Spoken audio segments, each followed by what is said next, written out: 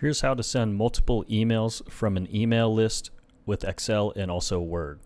So our data, we have a first name, and then we also have their email and bonus amount. Notice how Dwight has $1,500 for his bonus.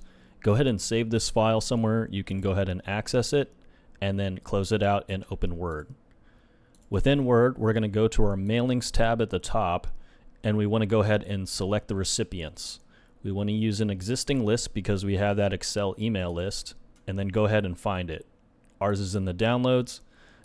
Click your email address and then click OK for importing this data. Now, what we want to do is go ahead and start a mail merge, and we're going to go ahead and do email messages. So within the email messages, you can go ahead and start typing your email out. You could say hi, and then in this case we want to go ahead and insert a merge field, first name, and then we'll say your yearly bonus is, and then we want to add another merge field here, and this will be our bonus amount. And then we can say thanks, and then Oblixar. Now if you preview your results, notice how it says, hi Dwight, your yearly bonus is $1,500, thanks Oblixar.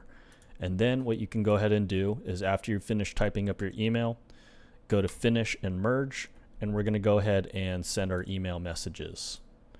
We'll send the email to the email address, and then you could type in your yearly bonus for the subject line, and then you can go ahead and click OK, and it'll port you over to the Outlook, and you can send off your emails.